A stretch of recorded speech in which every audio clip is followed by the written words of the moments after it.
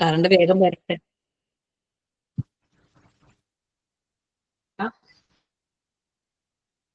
اللهم صل على محمد وعلى آله وصحبه أجمعين.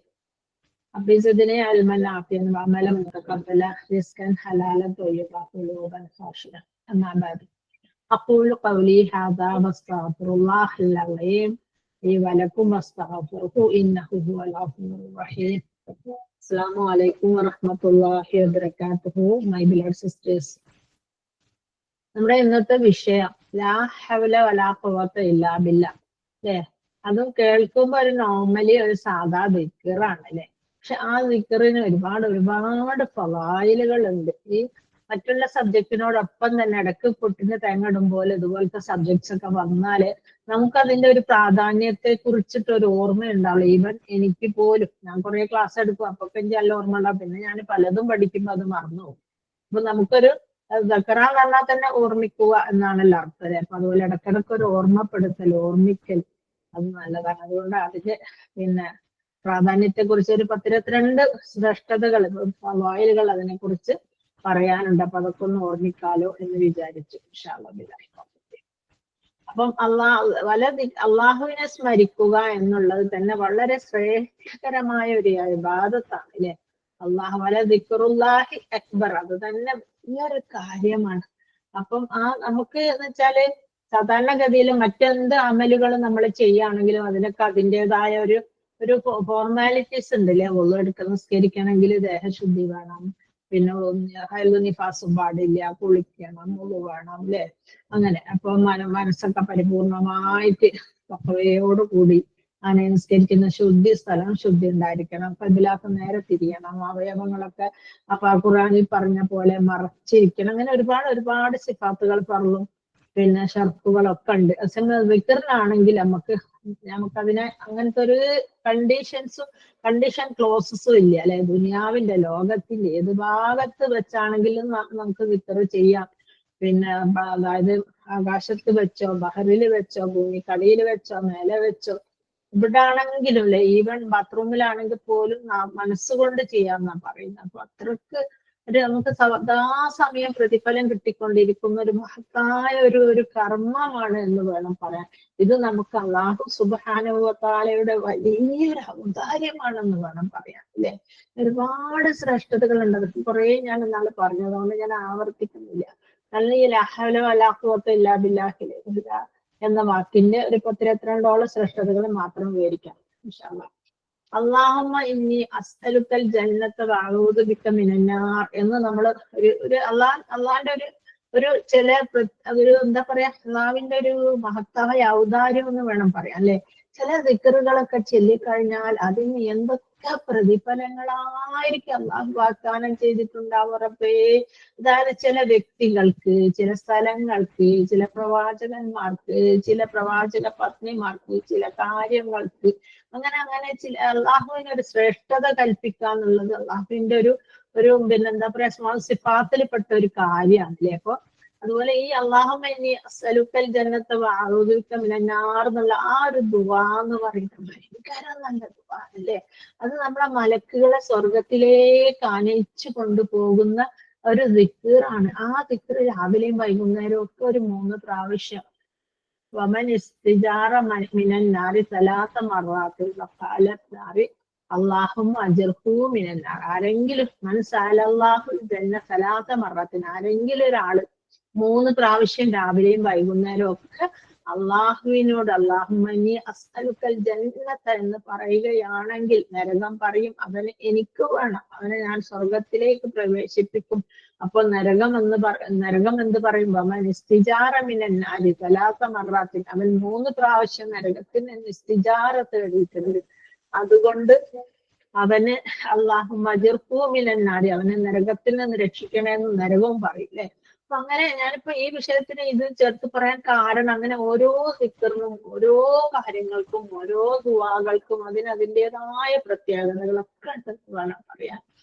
മഹാനായ സ്വഹാബി Muadh bin ജബൽ റളിയല്ലാഹു അൻഹു നബി സല്ലല്ലാഹു അലൈഹി വസല്ലമയോട് ഏറ്റവും ഇഷ്ടപ്പെട്ട കർമ്മം ഏതാണെന്ന് ഒരിക്കൽ ചോദിക്കുകയുണ്ടായി. അപ്പോൾ റസൂലുള്ളാഹി സ്വല്ലല്ലാഹു അലൈഹി വസല്ലം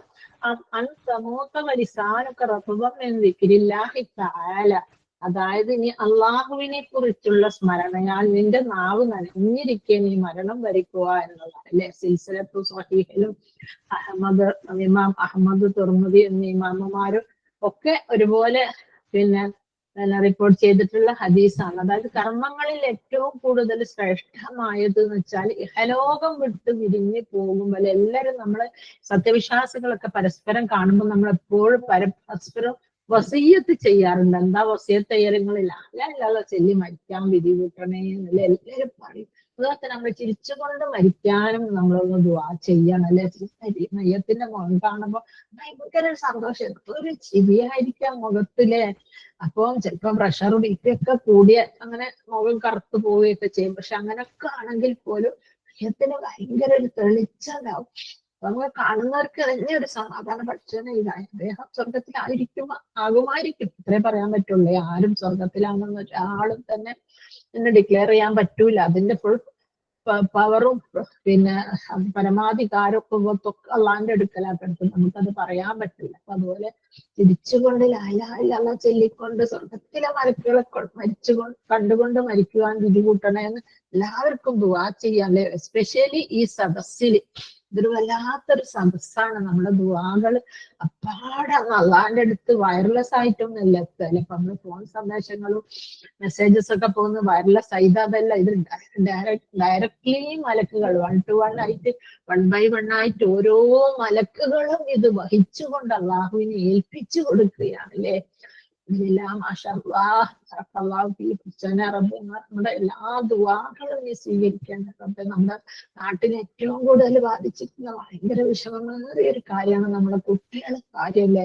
അവർ ഖുർആൻ ഹിഫ്ളാക്കിയ മക്കൾ പോലും അള്ളാഹു ആരാണ്, അങ്ങനെ ഒരു അള്ളയുണ്ടോ എങ്കിൽ അള്ള എന്തിനാ അങ്ങനെ നമ്മളങ്ങനെ ഇടങ്ങാറാക്കുന്നത് എന്ന ചോദ്യശരങ്ങളുമായിട്ടാണ് ഇന്നത്തെ ഒരു ന്യൂജൻ കുട്ടികൾ മുൻപോട്ട് വന്നിരിക്കുന്നത്. നമുക്ക് എന്തുകൊണ്ട് ജീൻസും ടോപ്പും ഇട്ടൂടാ, ലിപ്സ്റ്റിക് ഇട്ടൂടാ, ലെസ്ബിയൻസ് ആയിക്കൂടാ, അങ്ങനെയൊക്കെയാണ് ചോദ്യങ്ങളില്ലേ. അപ്പൊ നമ്മുടെ ഭാവി തലമുറക്ക് വേണ്ടി നമ്മൾ ഒരുപാട് നീട്ടി പ്രാർത്ഥിക്കേണ്ടിയിരിക്കുന്നു അല്ലെ. ഓടുന്ന പട്ടിക്ക് ഒരു മുഴം മുമ്പേ എന്നൊരു ചൊല്ലുണ്ട്. അതുപോലെ നമ്മുടെ മക്കളിപ്പോ എങ്ങോട്ടാണ് ഓടി കിടക്കുന്നത് നമുക്ക് അറിഞ്ഞുകൂടാ. അവർക്കാണെങ്കിൽ ഈ നാട്ടിലുള്ള അവരെ സ്വദേശത്തുള്ള വിദ്യാഭ്യാസം പറ്റൂല, കേരളത്തിന്റെ അങ്ങേയറ്റത്തുള്ള ട്രിവാൻഡ്രത്ത് പറ്റൂല, ഡൽഹി പറ്റൂല, ദുബായ് പറ്റൂല, എല്ലാം വിട്ടിപ്പോ ജർമ്മനിയും UK ഒക്കെ പോണം. അതാണ് അവസ്ഥ. അപ്പൊ നമ്മുടെ മക്കളെ എവിടെ ചെന്നാലും അത് പോണ്ടാന്ന് പറഞ്ഞു കഴിഞ്ഞാൽ കയറോ പിന്നെ വേറെ എന്തെങ്കിലും രീതിയിൽ അവര് ജീവൻ കൊടുക്കാം. അപ്പൊ അതുകൊണ്ട് നമ്മള് പേടിച്ചിട്ട് യെസ് മൂടാണ്. പൈസ കയ്യിലില്ലെങ്കിൽ ലോൺ എടുത്തിട്ടൊക്കെയാണ് പലരും പഠിപ്പിക്കുന്നല്ലേ.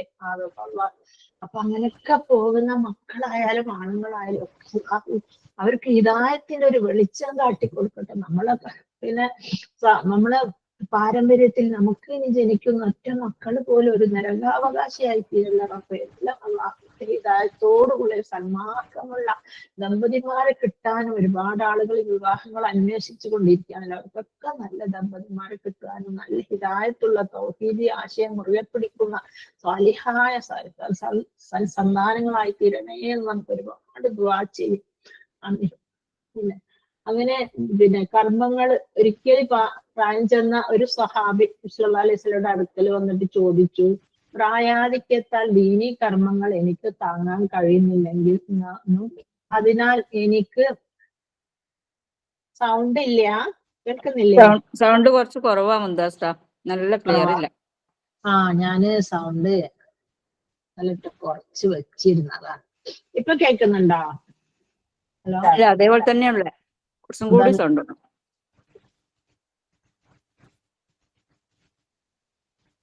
ഇപ്പൊ 100-ലാണല്ലോ, ഇനി കേൾക്കും നോക്കാം, ഇല്ലെങ്കിൽ പറയണേ. അപ്പം പിന്നെ അങ്ങനെ ഒരു സ്വഹാബി നബി സല്ലല്ലാഹു അലൈഹി വസല്ലമയുടെ അടുത്ത് വന്നിട്ട് പറയാൻ, എനിക്ക് ഒരുപാട് വയസ്സൊക്കെ ആയി, എനിക്ക് ചാരിറ്റി ചെയ്യാനോ എപ്പോഴൊന്ന് പള്ളിയിൽ പോയി നിസ്കരിക്കാനോ ഇന്നത്തെ നോമ്പെടുക്കാനൊന്നും പറ്റുന്നില്ല, എനിക്ക് ഒരുപാട്. അപ്പൊ എനിക്ക് ചെയ്യാനും പറ്റുന്ന, താങ്ങാൻ പറ്റുന്ന, മുറുകെ പിടിക്കുന്ന ഒരു കാര്യം പറഞ്ഞു തരുമോ? അപ്പൊ അദ്ദേഹത്തോട് നബി സല്ലല്ലാഹു അലൈഹി വസല്ലമ പറഞ്ഞു, അള്ളാഹുവിന്റെ തിരുസന്നിധിയിൽ പ്രശംസിക്കാനുള്ള ഒരു ദിക്ർ ഞാൻ നിങ്ങൾക്ക് പറഞ്ഞു തരാം. അതെന്താണ് ആ ദിക്ർ എന്ന് ആർക്കെങ്കിലും അറിയാവോ? അള്ളാഹുവിന്റെ തിരുസന്നിധിയിൽ നമ്മൾ അത് ചൊല്ലിക്കഴിഞ്ഞ അള്ളാഹുവിന്റെ സദസ്സിൽ പോയിട്ട് നമ്മളെ പ്രശംസിക്കുന്ന പറയുന്നത്. മൻ ഖാല റസൂലുള്ളാഹി സ്വല്ലല്ലാഹു അലൈഹി വസല്ലം മൻ സ്വല്ല അലാ വാഹിദിൻ സ്വല്ലല്ലാഹു അലൈഹി വസല്ലം ബിഹാ അശറ. ആരെങ്കിലും എന്റെ മേലിൽ ഒരു സ്വലാത്ത് ചൊല്ലിയാൽ അവന്റെ പേരിൽ ഞാൻ 10 സ്വലാത്ത് ചൊല്ലും അല്ലെ. അപ്പൊ ആ ഒരു സ്വലാത്താണ് എന്തായിട്ടുള്ളത്, അള്ളാഹുവിന്റെ അടുത്ത് എത്തിയിട്ട് അള്ളാഹു മലക്കുകളെ മുമ്പിൽ വെച്ചിട്ട് നമ്മളങ്ങനെ പ്രശംസിച്ച് പറയുന്നല്ലേ. അതും ഞാനിപ്പോ വിശ്വാസപ്രദമായിട്ട് പറയല്ല, ഞാൻ ആ ദിക്റിന്റെ ഒരു മഹാത്മ്യം അല്ലേ. ഇപ്പൊ ഒരു ദിവസം നമുക്ക് അള്ളാഹു നബി അലൈഹി സ്വലമിന്റെ പേരിൽ ഒരു ചുരുങ്ങിയത് എണ്ണം കണ്ട് ചെല്ലാൻ പാടില്ല, ഏകദേശം ഒരു 100എങ്കിലും ചെല്ലാന്ന് വിചാരിക്കുക. അല്ലാണ്ട് വെള്ളിയാഴ്ച ദിവസങ്ങളിൽ നമ്മൾ പിന്നെ മസ്റ്റായിട്ട് നിർബന്ധമായിട്ട് അതൊന്ന് വർദ്ധിപ്പിക്കുന്നോണ്ട് വർദ്ധിപ്പിക്കുക. എല്ലാ ദിവസങ്ങളിൽ നമുക്കതിന് പറ്റുന്നില്ല. അപ്പൊ ശ്രമിക്കണം ഇൻഷാ അല്ലാഹ്. വിക്റുകൾ ഓരോന്നും ഒന്നിനൊന്ന് മെച്ചമെന്ന് വേണം പറയാം. അങ്ങനാണ്. അപ്പം വേറെ തന്നെ മുഴുവൻ സല്ലല്ലാഹു അലൈഹി വസല്ലമയുടെ മുഴുവൻ പേരിലുള്ള സലാത്തായാലും അതിനേക്കാൾ പ്രതിഫലം ചെയ്യുന്നില്ലേ. അതായത് പിന്നെ അല്ലാഹുമ്മ സ്വല്ലി അലാ മുഹമ്മദിൻ വഅലാ ആലി മുഹമ്മദ് കമാ സ്വല്ലൈത അലാ ഇബ്രാഹീമ വഅലാ ആലി ഇബ്രാഹീമ ഇന്നക ഹമീദും മജീദ്. അല്ലാഹുമ്മ ബാരിക് അലാ മുഹമ്മദിൻ വഅലാ ആലി മുഹമ്മദിൻ കമാ ബാരക്ത അലാ ഇബ്രാഹീമ വഅലാ ആലി ഇബ്രാഹീമ ഇന്നക ഹമീദും മജീദ് എന്ന് പറയുമ്പോൾ നബി സല്ലല്ലാഹു അലൈഹി വസല്ലമയുടെ പരമ്പരയിൽപ്പെട്ട മുഴുവൻ ആളുകൾക്കും, നബി സല്ലല്ലാഹു അലൈഹി വസല്ലമയുടെ കുടുംബത്തിനും അതിന്റെ താവഴികളിൽ ആരെല്ലാം പെട്ടുവോ അവർക്കും, ഇബ്രാഹിം നബി അലൈഹിസ്സലാം സ്വലാത്തു വസ്സലാമിനും അദ്ദേഹത്തിന്റെ പരമ്പര, അത് എത്രമാത്രം നബിമാർ ആ പരമ്പരയിൽ വന്നിട്ടുണ്ട് നമുക്കറിയാം. ഇസ്ഹാഖ് പരമ്പരയിലാണ് ഒരുപാട് പ്രവാചകന്മാർ വന്നിട്ടുള്ളത്. അവരെല്ലാ മക്കൾക്കും കൂടെ ഈ ഒരു ദുആന്റെ പള്ളിൽ കിട്ടുമെന്ന് മാത്രമല്ല, അള്ളാഹു ആകാശ ലോകത്ത് വെച്ചിട്ട് നമ്മളെ അവിടെ വെച്ചിട്ട് ഇങ്ങനെ പിന്നെ പ്രശംസിച്ചിട്ട് ആളുടെ മലക്കുകളുടെ അള്ളാഹു ഒരു എന്താ ഒരു ആളാവലുണ്ട് അല്ലേ. കണ്ടിയില്ലേ എന്റെ മനുഷ്യന്മാരെ എനിക്ക് വേണ്ടിയിട്ട് ദുആ ചെയ്യുന്ന സല്ലല്ലാഹു അലൈഹി വസല്ലമയുടെ പേരിൽ പിന്നെ സ്വലാത്ത് ചെല്ലുന്നെന്ന് പറഞ്ഞിട്ട്. അപ്പൊ നമ്മൾ ഓരോ ദിക്റിനും ഓരോ പ്രത്യേകതകളാണ്.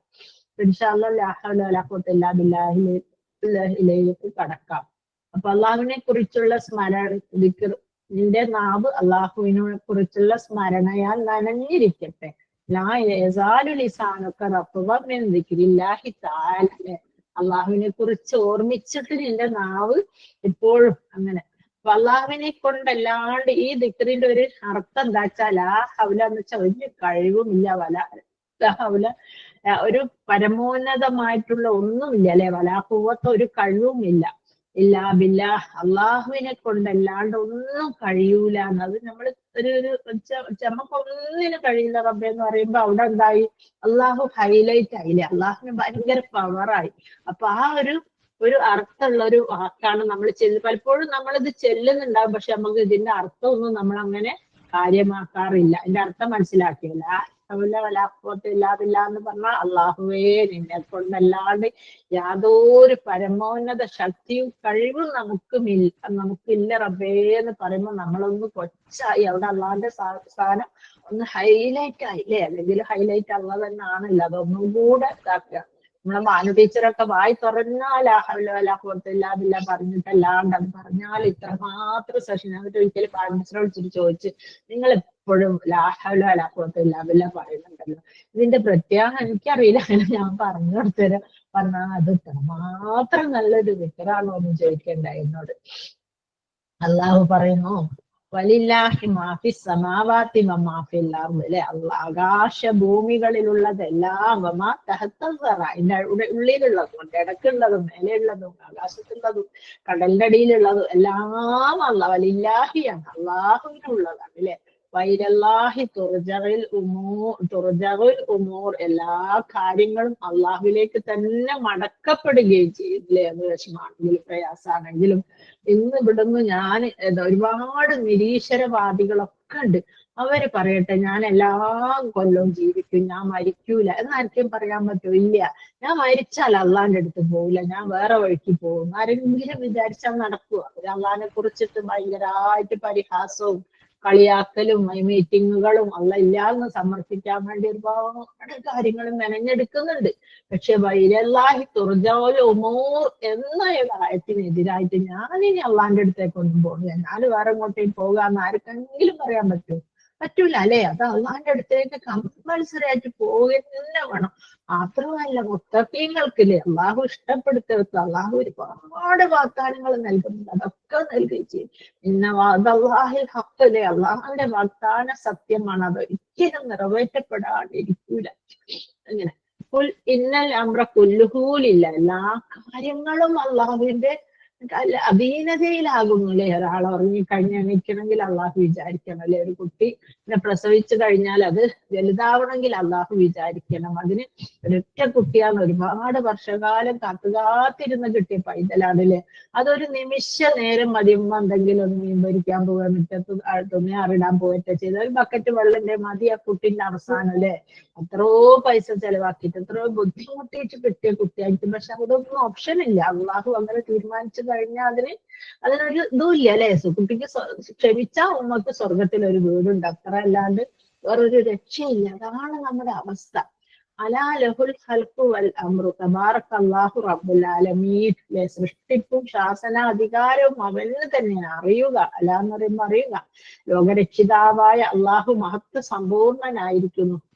പിന്നെ വിശുദ്ധ ഖുർആനിൽ തന്നെ കഹഫിൽ രണ്ട് തോട്ടക്കാരെ സംഭവം പറയുന്നുണ്ടല്ലേ? അതൊരു ഭയങ്കര സംഭവം തന്നെയാണ്. അതിലൊരാൾക്ക് അള്ളാഹുവിൽ നിന്ന് ധാരാളം അനുഗ്രഹങ്ങൾ ലഭിച്ചിരുന്നു അല്ലെ? പല സമൃദ്ധമായ രണ്ട് തോട്ടങ്ങൾ അദ്ദേഹത്തിന് ലഭിച്ച അനുഗ്രഹങ്ങളിൽ പെട്ടതായിരുന്നു. പക്ഷെ അയാൾ എല്ലാം മറന്ന് അഹങ്കരിച്ചു. അഹങ്കാരത്തോടു കൂടിയാണ് അവൻ തന്റെ തോട്ടത്തിൽ പ്രവേശിച്ചിരുന്നത്. ഒരിക്കലും ഇതൊന്നും നശിച്ചു പോകുമെന്നോ എന്റെ സമയം നിലവിൽ വരുമെന്നോ വിചാരമില്ലെന്നും ഇനി അള്ളാഹുവിലേക്ക് മടക്കപ്പെടുകയാണെങ്കിൽ തന്നെയും ഇതിനേക്കാൾ ഉത്തമമായ സ്ഥലം എനിക്ക് ലഭിക്കുമെന്ന് ചെയ്യുമെന്നും അവൻ വീമ്പ് പറഞ്ഞു. അഥവാ ഞാൻ പോവുകയാണ് എനിക്ക് അവിടെയും കിട്ടും, അങ്ങനെ എന്തെങ്കിലും ഒരു ഉറപ്പ് ആർക്കെങ്കിലും ഉണ്ടോ? ഇല്ല അല്ലെ? ഒരു വൽ മോമിനു ബൈന റജായി വൽ ഖൗഫി, ഒരു മോമിന് ഭയപ്പാടിന്റെയും പ്രതീക്ഷയുടെയും ഇടയിലാണ് അല്ലെ? എപ്പോഴും പഠിച്ചോനെ ഞാൻ നിസ്കരിക്കുന്നല്ലോ, നോമ്പടിക്കുന്നല്ലോ, ഇനി എനിക്ക് സ്വർഗം തരാതിരിക്കൂലല്ലേ? അതിനിടയ്ക്ക് ഒരു പേടി, പഠിച്ചോനെ എനിക്ക് കിട്ടിയില്ലെങ്കിലോ, ഇനി ഞാൻ എന്തെങ്കിലും സ്വതക്ക കൊടുത്തത് അത് കിബറിന് കൊടുത്തു എന്ന് പറഞ്ഞാലോ, ആളെ കാണിക്കാൻ വേണ്ടി കൊടുത്തു എന്ന് പറഞ്ഞാലോ, ഞാൻ ഈ ക്ലാസ് എടുക്കുന്നത് തന്നെ ആൾക്കാർ നന്നാവാനെല്ലാം നന്നാൻ പറഞ്ഞല്ലേ? നമ്മളെ ഉദ്ദേശം അതാണെങ്കിൽ പോലും ഇനി അള്ളാഹുവിന് എന്തും പറ്റുമല്ലോ. അപ്പൊ ഈ ഒരു ഭയപ്പാട് നമുക്ക് എപ്പോഴും ഉണ്ടാവൂലേ?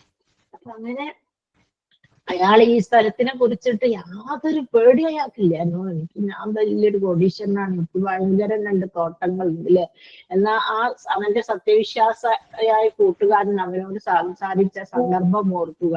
അതായത് നീ നിന്റെ തോട്ടത്തിൽ കടന്ന സമയത്ത് മാഷാ അല്ലാഹ് ഇല്ലാതില്ല, അതായത് വലൗല ഇത് ദഹൽത്ത ജന്നത്തക കൊൽത്ത മാഷാ അല്ലാഹ് ലാ ഹൗല വലാ ഖുവത ഇല്ലാ ബില്ലാഹ് ഇൻ തറനി അന അഖല്ല മിൻക മാലൻ വ വലദ എന്നൊന്ന് പറഞ്ഞുകൂടായിരുന്നില്ലേ? അയാളോട് ചോദിക്കുക, നിങ്ങൾ ആ തോട്ടത്തെ പ്രവേശിച്ചപ്പോൾ അത് ആക്ച്വലി ഒരു വേറെ മനുഷ്യനല്ല, മലക്കാണെന്നാ പറയുന്നത് അല്ലെ? മാഷാ അല്ലാഹ് ലാ ഹൗല വലാ ഖുവത ഇല്ലാ ബില്ലാഹ് എന്നൊന്ന് പറഞ്ഞുകൂടായിരുന്നു. അപ്പൊ ആ മനുഷ്യൻ ചോദിക്കുക, നിന്നേക്കാൾ ധനവും സന്താനവും കുറഞ്ഞവനായ നീ എന്നെ കാണുന്നുവെങ്കിൽ, അർത്ഥവും ആശയമില്ലേ? അതായത് അവൻ പറയും, ഈ എന്നെക്കാളും കുറഞ്ഞ ധനവും സ്വത്തൊന്നും ഇല്ലാത്തതാണെങ്കിൽ പോലും പിന്നെ അപ്പൊ അവന് ഭയങ്കര ഒരു പവറിൽ പറയാം. മറ്റോ പറഞ്ഞിട്ട് അതൊന്നും പറയേണ്ട ആവശ്യമില്ല, ഇതൊക്കെ ഒന്നും ഉണ്ടാവും, എനിക്കിനിയിപ്പോ അവിടെ പോയതിനേക്കാളും നല്ലത് കിട്ടുന്നുണ്ട് അല്ലെ? ഒരു ചലനവും ഒരു ചലനത്തിന് ആവശ്യമായ ശക്തിയും അള്ളാഹുവിൽ നിന്നല്ലാണ്ട് നമുക്ക് ലഭിക്കുകയില്ല. അള്ളാഹുവിന്റെ സഹായം കൊണ്ടല്ലാണ്ട് ലഭിക്കുകയില്ല അല്ലെ? അവൻ ധിക്കരിക്കുന്നവരിൽ നിന്ന് പിന്തിരിയാൻ കഴിയുകയുമില്ല. അള്ളാഹുവിന്റെ അനുസരണ ശക്തി എന്ന് പറയുന്ന അത്ര കാണും. എന്നിട്ട് ആ സ്ഥലം അയാൾ പിറ്റേന്ന് രാവിലെ വരുമ്പോഴേക്കും എന്തായിന്നാ പറയുന്നത്? തോട്ടക്കാരൻ വരുമ്പോഴേക്കും അള്ളാഹു അതിനെ നശിപ്പിച്ച് കളഞ്ഞു അല്ലെ? അത്രയേ ഉള്ളൂ. അള്ളാഹുവിനെ എല്ലാവരും ഇപ്പൊ നമുക്കറിയാം ഫിറഔന്റെ കാറൂന്റെ കഥ അല്ലെ? കാറൂന് ഒരു സാധാരണ മനുഷ്യനായിരുന്നു. മൂസാ നബിയോട് ദുആ ചെയ്യാൻ പറഞ്ഞു ഒരുപാട് സ്വത്ത് കിട്ടാൻ. അങ്ങനെ സ്വത്ത് കിട്ടിയപ്പോൾ എന്താ ഉണ്ടായത്? ഇതൊക്കെ എന്റെ പവർ കൊണ്ടാണ്, ഞാൻ വെച്ചുണ്ടാക്കിയതൊന്നും അള്ളാഹ്ക്ക് ഇതിലൊരു ഇതും ഇല്ല എന്ന് പറഞ്ഞു അല്ലെ? അവന്റെ പിന്നെ താക്കോൽ കൂട്ടങ്ങൾ വഹിക്കുവാൻ വേണ്ടി 7 ഒട്ടകങ്ങൾ മതിയായിരുന്നു എന്ന് പറഞ്ഞു. അത്രക്ക് താക്കോലാട്ടോ, ഖജാനയൊന്നല്ല, താക്കോല്. മാത്രം സ്വത്തുണ്ടായിരുന്നു അല്ലെ? അള്ളാഹു ഒരൊറ്റ സെക്കൻഡ് കൊണ്ടല്ലേ ഭൂമി പിളർത്തി അതിലേക്ക് പോകുന്നു, അവന്റെ സ്വത്തും കാര്യങ്ങളൊക്കെ എടുത്തപ്പോ അള്ളാഹ്ക്ക് അത്രയേ ഉള്ളൂ. അത് നമ്മൾ സമ്മതിച്ചങ്ങ് കൊടുത്തു കഴിഞ്ഞാലോ അള്ളാഹ്ക്ക് ഭയങ്കര സന്തോഷമാണ് അല്ലെ. നമ്മൾ എന്ത് കഴിവുണ്ട് കിട്ടുമ്പോഴില്ല. ഇപ്പൊ നമ്മളൊക്കെ ക്ലാസ് എടുക്കുമ്പോൾ തന്നെ അരുങ്ങ് പറയുന്നത് അടുത്ത ക്ലാസ് നല്ലതെന്നാണെന്നുണ്ടെങ്കിൽ ഒരു അപ്രീസിയേഷൻ ടോണിൽ ഇങ്ങനെ വരുമല്ലോ. അങ്ങനെ വന്നു കഴിഞ്ഞാൽ നമ്മൾ എപ്പോഴും അത് അല്ലാത്തതിനോട് പറയുന്നത് ഒന്നും എന്റെ കഴിവല്ല അല്ലെ. നമ്മളെപ്പോലെ തന്നെ വായും നാക്കും ചുണ്ടും മുഖമൊക്കെ ഇതിനേക്കാൾ ഭംഗിയിലും നല്ല അറിവുള്ളവർ എത്രയോ ഈ സമൂഹത്തിലുണ്ട് അല്ലെ. പക്ഷെ അവർക്കൊന്നും പറ്റാത്ത നമ്മെ കൊണ്ട് അത് അള്ളാഹു പറ്റിക്കുന്നെങ്കിൽ അതിന്റെ പരിപൂർണ റെസ്പോൺസിബിലിറ്റിയും പരിപൂർണ എന്താ പറയണ്ടേ എല്ലാവിധ ആ ഒരു കഴിവിന്റെ പിന്നിൽ പ്രവർത്തിക്കുന്ന അള്ളാഹു തന്നെ നമ്മൾ സമ്മതിച്ചേ മതിയാവൂലേ. അപ്പൊ നമ്മളെ മനസ്സിൽ ഒരു അല്പം പോലെ ഒരു കിബറ് വന്നു പോയതാണ്. ഞാനിപ്പം വേണ്ടിയില്ല ലേശം നല്ലതാണ് അങ്ങനെ വിചാരിച്ചു പോവുകയേ ചെയ്യരുത് അല്ലെ. ഇതൊക്കെ അള്ളാഹ് തരുന്നതാ അല്ലെ. നമുക്ക് എന്തെങ്കിലും ചെറിയൊരു വീക്ക്നെസ് വന്ന് എന്തൊക്കെ ജാതി അസുഖങ്ങളാണ് ഇപ്പം വരുന്നില്ലേ നമ്മുടെ ചെറിയ മക്കൾക്ക് വരെ. അപ്പൊ നമ്മള് അള്ളാഹുവിൽ നിന്നാണെന്ന് വിചാരിച്ചു കഴിഞ്ഞാൽ നമുക്ക് അവിടെ നമ്മളൊന്ന് ചെറുതാകുക മാത്രമല്ല നമുക്ക് ഒരുപാട് അനുഗ്രഹങ്ങൾ വീണ്ടും വീണ്ടും അള്ളാഹു നൽകുകയും ചെയ്യും. പിന്നെ കേൾക്കുക ഖാല റസൂലുള്ളാഹി സ്വല്ലല്ലാഹു അലൈഹി വസല്ലം യാ അബ്ദല്ലാഹി ഇബ്നു ഖയ്യിസ് അലാ അദുല്ലുക അലാ കലിമത്തിൻ ഹിയ കൻസുൻ മിൻ കുനൂസിൽ ജന്ന ലാ ഹൗല വലാ ഖുവത ഇല്ലാ ബില്ലാഹ് എന്ന് പറയുന്നതിനെ കുറിച്ചിട്ട് അബ്ദുല്ലാഹി ഇബ്നു ഖുവൈസ് സല്ലല്ലാഹു അലൈഹി വസല്ലം പറയാണ്, സ്വർഗത്തിലെ നിധികളിൽപ്പെട്ട ഒരു നിധിയെ ഞാൻ നിനക്ക് അറിയിച്ചു തരട്ടെയോ എന്ന്. അപ്പൊ ഇതെന്ന് പറയുന്നത് ഒരു ട്രഷറാണ് അല്ലെ. ട്രഷർ നിധി. അതായത് ഞാനൊക്കെ കുട്ടിക്കാലത്ത് ഉമ്മ പറയും അവർക്ക് അവിടുന്ന് നിധി കിട്ടിയതേനു, നിധി കുടിച്ചിട്ട് തോനെ സ്വത്ത് കിട്ടി, തോനെ പൈസ കിട്ടി. അപ്പൊ ആ കുട്ടിക്കാലത്ത് നിധി എന്താ, ട്രഷർ എന്താ, സ്വത്ത് എന്താണെന്നൊന്നും അറിയൂല അല്ലെ. ഒരു നിധി എന്ന് പറയുന്നത് എത്രയോ തലമുറകൾ നമുക്ക് ജീവിക്കാനുള്ള അത്ര പൊന്നും വൈരവും രത്നവും പിന്നെ ക്യാഷും ഒക്കെ ഉള്ളൊരു എന്തോ ഒരു ഗുമ്പോ അങ്ങനെ എന്തോ സാധനമാണ് ഭൂമിയുടെ അടിയിൽ കിട്ടുന്നതാണത്. അപ്പൊ അതാണ്. അപ്പൊ ഒരു ലാഹവല് വലാഹുവത്തെ ഇല്ലാതില്ല എന്ന് പറയുന്ന ഒരു നിധിയാണെങ്കിൽ നമ്മൾ ഒരുപാട് പ്രാവശ്യം ഒരു ദിവസേന ചെല്ലുകയാണെങ്കിൽ എത്രമാത്രം നിധികളായിരിക്കും നമുക്ക് സ്വർഗത്തിൽ ലഭിക്കല്ലേ, എത്രമാത്രം പത്രാസായിരിക്കും നമുക്ക് ഉണ്ടാവുമല്ലേ. പക്ഷെ നമുക്കൊന്നും അതിനൊക്കെ ഒരുപാട് ദുആകളുണ്ട്, ഒരുപാട് ദിക്റുകളുണ്ട്. പക്ഷെ ഒന്നും കംപ്ലീറ്റ് ആകാൻ പറ്റാത്തൊരവസ്ഥയിലുള്ളതില് ഉച്ച കഴിഞ്ഞ് ചോറും തിന്ന് ലക്ഷം കിടക്കുമ്പത്തിന് അസറായി. അന്നേരം അസറിന്റെ ദിക്റുകളൊക്കെ എടുത്ത് ആ ദിക്റ് കഴിഞ്ഞിട്ട് ഇങ്ങനെ കണ്ട ദിക്റുകളൊന്നും അധികരിപ്പിക്കാൻ ആർക്കും സമയമില്ല അല്ലെ. പക്ഷെ അങ്ങനെ കൂടുതൽ സംസാരവും ഒരുപാട് വിരുന്ന് സൽക്കാരങ്ങളും ഫോൺ കോളുകളും ഒക്കെ കമ്പൾസറി കുറയ്ക്കേണ്ടത് നമ്മൾ അത്യാവശ്യമാണ്. നമുക്ക് ജീവിതത്തിൽ സമയം ധാരാളം കിട്ടണമെങ്കിൽ 3-4 കാര്യങ്ങൾ ചെയ്യേണ്ടിയിരിക്കുന്നു. ഒന്ന് ഫോണിൽ ഫോൺ ടൈം, സ്ക്രീൻ ടൈം കുറേ റെഡ്യൂസ് ചെയ്യുക. ഒന്നാമത് വാട്സപ്പ് ആയാലും മെസ്സേജസ് ആയാലും ഒക്കെ ധാരാളമായിട്ട് കുറയ്ക്കുക. ഞാനെപ്പോ നമ്മുടെ ഗ്രൂപ്പിൽ എപ്പോഴും ഞാൻ പറയും, നിങ്ങൾ ഗ്രൂപ്പ് ഒരു ചതിക്കൊട്ടയാക്കരുത്. എല്ലാവർക്കും തോന്നുന്നതൊക്കെ വാങ്ങി വലിച്ചിടുക. ആർക്കെങ്കിലും ഒരു ഉപകാരപ്രദമായ എന്തെങ്കിലും കാര്യം ഇടുക. അത് തന്നെ എല്ലാരും ഒന്നും ഇടണ്ട. എല്ലാരും കൂടെ ഇട്ടാൽ നമ്മൾ ഏതാ വായിക്കുക ഏതാ മനസ്സിലാക്കാന്ന് കൺഫ്യൂസ്ഡ് ആവും അല്ലെ.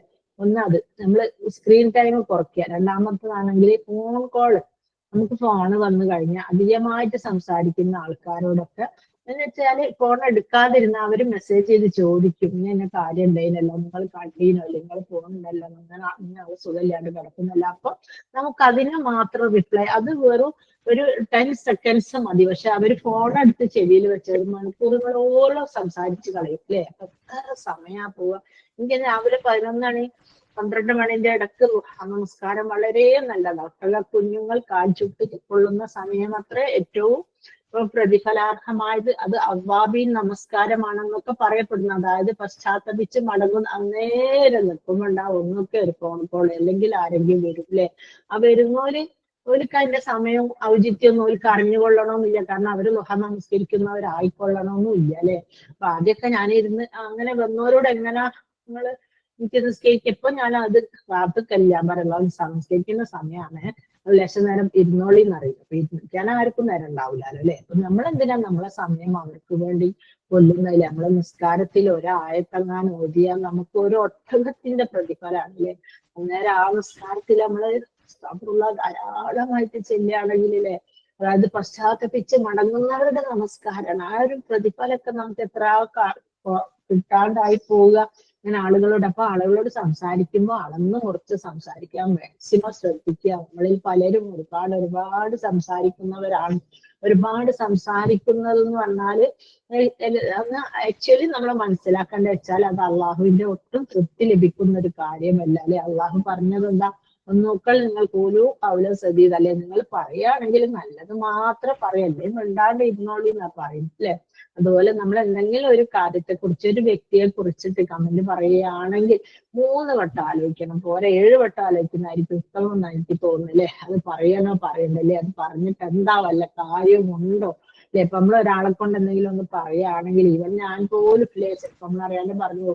പക്ഷെ അവർക്ക് അത് ഇഷ്ടമില്ലെങ്കിൽ അതെന്തായി തീർന്നു, എന്തായാലും അത് ഒരു നിയമത്തായി വരും, അല്ലെ. അപ്പൊ അതുകൊണ്ട് ആർക്കും ഇഷ്ടമില്ലാത്ത കാര്യം പറഞ്ഞിട്ട് എനിക്ക് പ്രത്യേകിച്ച് ഒന്നും കിട്ടാനില്ല, പക്ഷെ ഇവിടെ നിൽക്കുന്ന സുഹൃത്തിന്റെ ഇടയിൽ എനിക്കൊരു വാല്യൂ ഉണ്ടാവും, അങ്ങനെ വിചാരിച്ചാണ് പറയുന്നെങ്കിൽ അത് നമുക്ക് നാളെ പരലോകത്ത് ചെന്നാൽ പാപമോചനം ഇല്ലാത്തൊരു പാപമായിട്ട് അത് അവിടെ കിടക്കും, അല്ലെ. അയാളോട് പോയി മാപ്പ് ചോദിക്കും അറിയുമ്പോൾ അയാളെ പരലോകത്ത് ചെന്നാൽ നമ്മൾ പറഞ്ഞതിലൊക്കെ മാപ്പ് തരില്ല.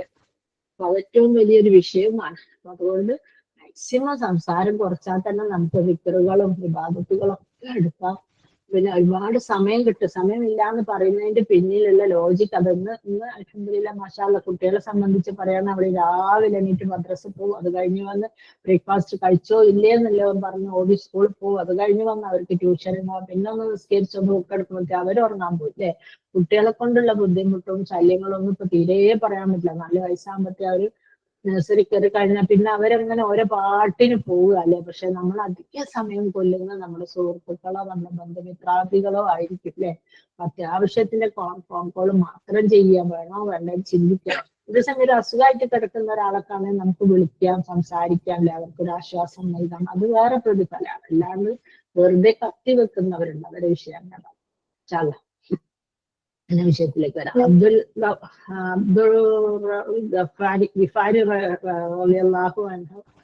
അതായത് നിവേദനം ചെയ്ത ഹദീസിൽ പറയുന്നു, എന്റെ കൂട്ടുകാരൻ എന്നോട് 7 കാര്യങ്ങൾ കൊണ്ട് കൽപ്പിച്ചു. ഒന്ന് ലാ ഹൗല വലാ ഖുവത ഇല്ലാ ബില്ലാ എന്ന വാക്ക് അധികരിപ്പിക്കുവാൻ എന്നോട് പറഞ്ഞു. അത് അർശിന് താഴെയുള്ള നിധികളിൽപ്പെട്ട ഒരു നിധിയാണ്, അല്ലെ. അപ്പൊ അതന്നെ മേലെ പറഞ്ഞത് ഒന്നും കൂടെ വേറൊരു ഹദീസിൽ വേറൊരു സ്വഹാബി വർണ്ണിക്കുന്നതായിട്ട് കേൾക്കാൻ അല അതുല്ലിക്കാല ബാബി മിൻ അബ്വാബിൽ ജന്ന കുന്തു ബലാ ഖാല ലാ ഹൗല വലാ ഖുവത ഇല്ലാ ബില്ലാ. അതായത് സ്വർഗത്തിന് 8 വാതിലുകളുണ്ട്, 8 വാതിലിന് ഒരുപാട് പേരുകളുണ്ട്, 8 പേരൊന്നല്ല കേട്ടോ, കുറെ പേരുകളുണ്ട്. അതിലൊരു പേരാണ് ലാ ഹൗല വലാ ഖുവത ഇല്ലാ ബില്ലാ, അല്ലെ. സ്വർഗത്തിന് വാതിലിന്റെ പേരും കൂടാണ്. ഖൈസ് ബിൻ സഅദ് റളിയല്ലാഹു അൻഹു നിവേദനം ചെയ്ത ഹദീസിൽ പറഞ്ഞു, നബി സല്ലല്ലാഹു അലൈഹി വസല്ലമയുടെ അടുത്തുകൂടെ ഞാൻ നടന്നു പോയി.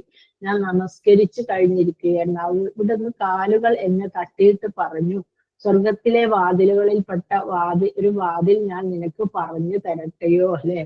അല അതുല്ലുകാല ബാബിമിൻ അബ്വാബിൽ ജന്ന. അതെ, അപ്പൊ അയാൾ പറയാം, ബല യാ റസൂലുള്ളാഹ്, നബി സല്ലല്ലാഹു അലൈഹി വസല്ലം പറയാം, നിങ്ങൾ പറഞ്ഞോളൂ.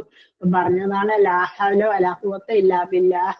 അപ്പൊ എന്തൊക്കെയാണ് സ്വർഗത്തിലെ നിധിയാണ്, അല്ലെ. നിധി എന്ന് പറയുന്ന ഒരുപാട് നമുക്ക് ജീവിക്കാനുള്ള ഒരുപാട് സ്ഥാപന എന്തൊക്കെ പറയാ, നമുക്ക് ആവശ്യമുള്ള ഒരുപാട് പൊന്നും വൈരവും രത്നവും കല്ലും മുത്തുകളും പണവും എല്ലാം കൂടെ അടങ്ങിയ ഒരു ഇതാണ്.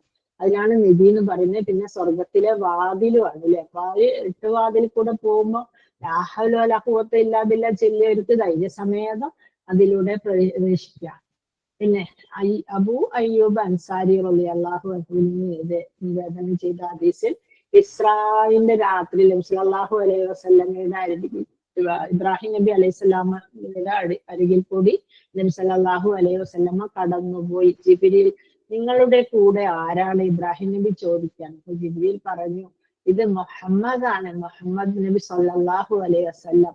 അപ്പൊ ഇബ്രാഹിം നബി അലൈഹിസ്സലാം പറഞ്ഞു, നിങ്ങളുടെ ജനതയോട് കൽപ്പിക്കുക, അവർ സ്വർഗത്തിലെ തൈകൾ വർദ്ധിപ്പിക്കട്ടെ, കാരണം അതിന്റെ മണ്ണ് ശുദ്ധവും ഭൂമി വിശാലവുമാണ്. സ്വർഗത്തിലെ തൈകൾ ഏതാണെന്ന് ചോദിച്ചു. ലാ ഹൗല വലാ ഖുവത ഇല്ലാ ബില്ലാഹ് സിൽസിലത്തു സ്വഹീഹിൽ റിപ്പോർട്ട് ചെയ്ത ഹദീസാണ് ഇത്, അല്ലെ. അപ്പൊ ലാ ഹൗല വലാ ഖുവത ഇല്ലാ ബില്ലാഹ് ചൊല്ലിക്കഴിഞ്ഞാൽ സ്വർഗത്തിൽ ഒരുപാട് തൈകൾ നടും.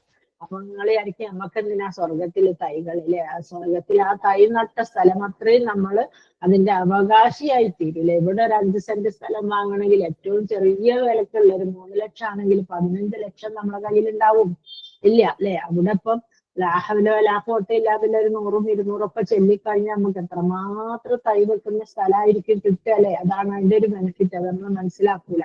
സ്വർഗത്തിലാണെങ്കിൽ ഒരു വിത്ത് ഇടുകയേ വേണ്ടൂ, പിന്നെ അതിന് വളം ചേർക്കണ്ട, മണ്ണ് ഉഴുതു മറിക്കണ്ട, വെള്ളം ചേർക്കണ്ട, വേറെ നമ്മുടേതായ ഒരു പോഷണം വേണ്ട. അപ്പൊ അത് സപ്പോട്ട തൈ ആവട്ടെ, ഒരു ആപ്പിൾ ചെറുക്കാവട്ടെ, ഒരു ആപ്പിളാവട്ടെ, മാങ്ങാവട്ടെ, മുന്തിരി ആവട്ടെ. ഇപ്പൊ മുന്തിരി, ആപ്പിള് അങ്ങനെ കണ്ട അണ്ടി, ബദം അങ്ങനെ കണ്ട മരങ്ങളൊന്നും ഇവിടെ ഒന്നും ഉണ്ടാവില്ല അല്ലെ. അധികം തണുപ്പുള്ള സ്ഥലങ്ങളിൽ, കാശ്മീർ പോലത്തെ സ്ഥലത്തൊക്കെ ഉണ്ടാവും. പക്ഷെ ഇങ്ങനെ സ്വർഗത്തിനെ സംബന്ധിച്ചിടത്തോളം അങ്ങനെ പിന്നെ കാലാവസ്ഥ ചേഞ്ചും, ചെടികളെ പ്രത്യേക ഭൂമിയിൽ പ്രത്യേകം വളമൊന്നുമില്ല, എല്ലാ ഭൂമിയിലും എല്ലാം ഉണ്ടാവും. മാത്രമല്ല അത് ഉണ്ടായി കഴിഞ്ഞാൽ വിത്തിട്ടാൽ മാത്രം മതി, വേറെ ഒന്നും ചെയ്യാണ്ട് ആ തത്സമയം തന്നെ അത് മരമായിട്ട് കായ്ക്കും. ഞങ്ങളൊന്ന് ആലോചിച്ച് നോക്കി, നമ്മളൊരു മാവിന്റെ തൈ നട്ട് അപ്പൊ ഒരു പിന്നെ നമ്മൾ നടേണ്ട ആവശ്യമില്ല, ഒരുപാട് ഭൃത്യന്മാരുണ്ടാവില്ല അല്ലെ. അത് പിന്നെ അങ്ങോട്ട് കുഴിച്ചിട്ട പാടെ തന്നെ അത് മാവായിട്ട് കായ്ച്ചു വന്ന് ഇങ്ങനെ കൊല ഇങ്ങനെ താഴോട്ട് തൂങ്ങി കിടക്കുന്നില്ലേ. ഇവിടെ നാട്ടിലാണെങ്കിൽ വലിയൊരു ഏതെങ്കിലും ഒരു പിന്നെ ഒട്ടുമാവില് മാങ്ങ ഉണ്ടായി കഴിഞ്ഞാൽ ഒറ്റ മാങ്ങയും നമുക്ക് കിട്ടൂല അല്ലെ. ചെറിയ തൈലുണ്ടായി കഴിഞ്ഞാൽ എല്ലാ കുട്ടികളും വഴി പോകുന്നവരൊക്കെ പറിച്ച് കട്ടന്മാര് കട്ടുള്ളൂ അല്ലെ. പക്ഷെ ഇവിടെ അതാണോ സ്ഥിതി? അല്ല അല്ലെ. നമുക്ക് ഇഷ്ടമാതിരി മാങ്ങകള് പറിച്ച് തിന്നാനൊന്നും അല്ലെ, ഒന്നിനെ കുറിച്ചിട്ട് നമ്മൾ പേടിക്കേണ്ട ആവശ്യമില്ല. മാത്രമല്ല ഈ സ്വർഗത്തിലെ മാങ്ങാച്ചക്ക എന്നൊക്കെ പറയുന്നത് കാണോലെ ടേസ്റ്റോണ്ട് ഒരു രക്ഷയില്ല എന്നാ പറയുന്നത്. അപ്പൊ നമ്മള് ഇപ്പൊ കൂട്ടം കൂടി ഫ്രണ്ട്സ് ഒക്കെ ഇരിക്കാന്ന് വിചാരിച്ചല്ലേ, അപ്പൊ നമ്മള് പുറത്തന്നെ ഇരിക്കാന്ന് വെച്ചാൽ കസാലയൊക്കെ ഇട്ട്, അതായത് ഭയങ്കരമായ കസാലകളെ കുറിച്ച്, സോഫകളെ കുറിച്ചൊക്കെ വർണ്ണിക്കുന്നുണ്ടല്ലോ സ്വർഗത്തിലെ. അങ്ങനത്തെ സോഫയിൽ ഇരിക്കുമ്പോ നമ്മളിങ്ങനെ കാണുമ്പോൾ പറയാലോ, നല്ലൊരു മാങ്ങ അല്ലേ, ഇതൊന്ന് കിട്ടിയെന്ന് പറഞ്ഞു. ആ മാങ്ങ വേണമെന്ന് മനസ്സിൽ വിചാരിക്കുമ്പത്തിന് ആ മാങ്ങ നമ്മുടെ അടുത്തേക്ക് ഇങ്ങോട്ട് ചാഞ്ഞു വരുമല്ലോ. അപ്പം മുറിക്കാനൊക്കെ ആണെങ്കിൽ പഠിക്കാൻ വൃത്യന്മാർ ഒരു ഭാഗത്തുണ്ടാവും, ചെറിയ മക്കളുണ്ടാവും, ജഗ്ഗിലിങ്ങനെ ജ്യൂസും ഐസ്ക്രീമും തേനും അതും ഇതൊക്കെ ആയിട്ട് ഇങ്ങനെ അവരിങ്ങനെ ചുറ്റി നടക്കുന്നു, പല സ്റ്റൈലുള്ള കുപ്പായൊക്കെ ഇട്ടിട്ട്. അപ്പൊ ആ മാങ്ങ നമ്മളിങ്ങോട്ട് പറിക്കുമ്പത്തി കത്തി വന്ന് മുറിച്ച് വായിലിടുന്നോളൊരാ, ഇത് നമ്മളെ ഉളോറ് മാങ്ങ പോലെ ഉണ്ടല്ലേ, അല്ലെങ്കിൽ ഇത് നമ്മളെ ചേലമാങ്ങ പോലെ ഉണ്ടെന്ന് പറഞ്ഞായിരിക്കുമല്ലോ മുറിക്കുക. അപ്പൊ മുറിച്ച് ആദ്യം വായിലിട്ട ആള് വരാം, ഓ ഇതെന്തൊരു ടേസ്റ്റാണ് ഇത്, ഇത് കാണാൻ ഉളോറിന് മാങ്ങ പോലെയാണ്, പക്ഷെ ഇത് ഉളോറിന്റെ ടേസ്റ്റൊന്നും അല്ലട്ടോ, രസം കൊണ്ടൊരു രക്ഷയില്ല എന്ന് പറയുന്നത്.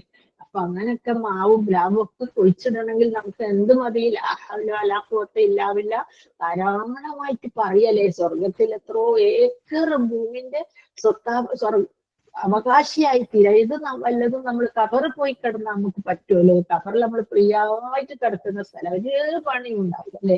പക്ഷെ അവിടെ പോയി ചെല്ലാൻ പറ്റുമോ? ചെല്ലാൻ കൂലി ഉണ്ടോ? ഇല്ല അല്ലെ, ചെല്ലാനും പറ്റൂല.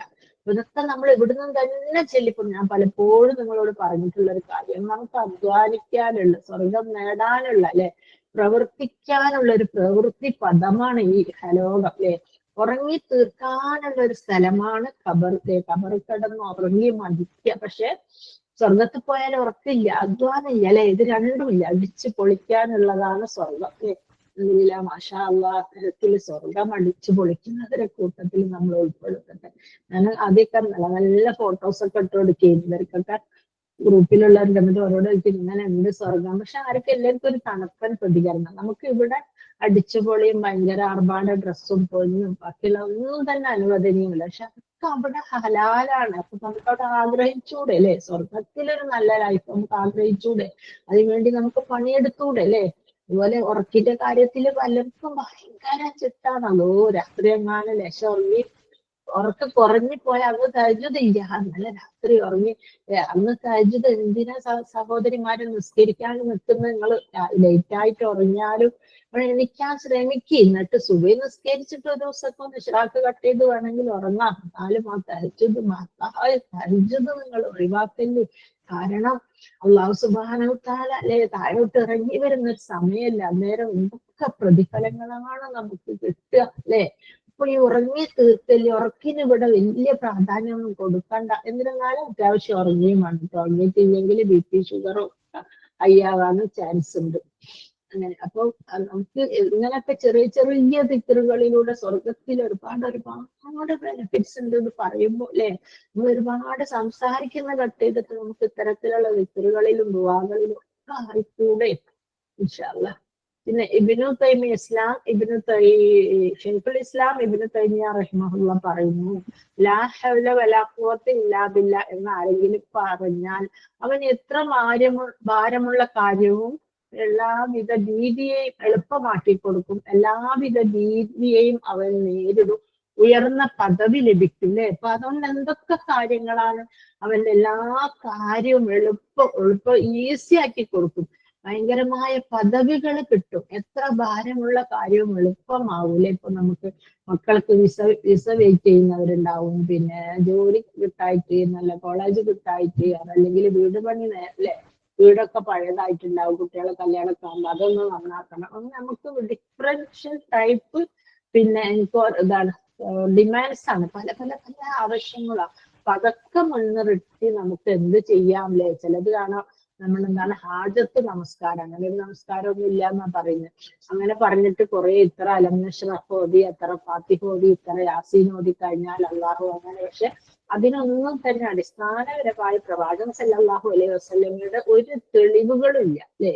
പക്ഷെ ഇതിനോ ലാ ഹൗല വലാ ഖുവത ഇല്ലാ ബില്ലാഹ് അതിന് തെളിവുണ്ട് അല്ലെ. നമുക്ക് ധൈര്യമായി ചെല്ലാം, ലാ ഹൗല വലാ ഖുവത ഇല്ലാ ബില്ലാഹ് ചൊല്ലിക്കഴിഞ്ഞാൽ നമ്മുടെ കാര്യം സാധിക്കും, നമുക്ക് ഉറപ്പിച്ച് പറയാം അല്ലെ. ഇങ്ങനെ ഒരു സ്റ്റേജിൽ വെച്ച് പ്രസംഗിക്കാൻ വിളിച്ചാൽ വരെ നമുക്ക് പറയാം, കാരണം അത് സ്വഹീഹ് ഹദീസിന്റെ അടിസ്ഥാനത്തിലാണ് നമ്മൾ പറയുന്നത്.